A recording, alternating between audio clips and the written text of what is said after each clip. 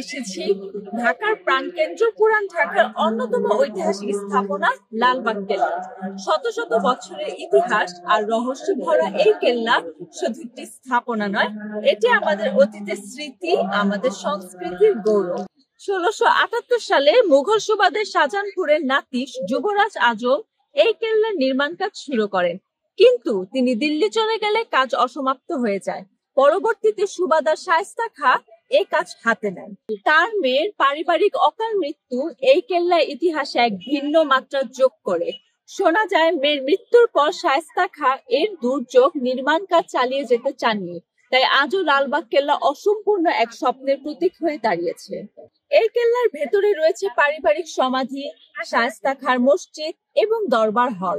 প্রতিটি স্থাপনায় মুঘল স্থাপত্য শৈলীর নিখুঁত কারুকাজ আজও চোখ ধাঁধিয়ে দেয়। লাল ও গোলাপি রঙের মিশ্রণে তৈরি এই দুর্গের নামকরণ করা হয়েছে লালবাগ কেল্লায়।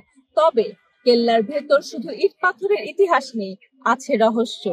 অনেকের মতে এখানে নাকি গুপ্ত সুড়ঙ্গ পথ ছিল, যা সরাসরি যমুনা নদী কিংবা অন্য দুর্গের সঙ্গে ছিল। সময়ের সাথে সাথে এই পথগুলো হারিয়ে গেছে, কিন্তু আজও এর কাহিনী মানুষের কৌতূহল জাগায়। আজকের দিনে লালবাগ কেল্লা শুধু পর্যটকদের জন্য নয়, আমাদের ইতিহাসের একটি জীবন্ত দলিল। প্রতিদিন হাজারো মানুষ এখানে আসে ইতিহাস জানার জন্য, ছবি তোলার জন্য, কিংবা স্রেফ পুরান ঢাকা সেই আবহাওয়া উপভোগ করার জন্য।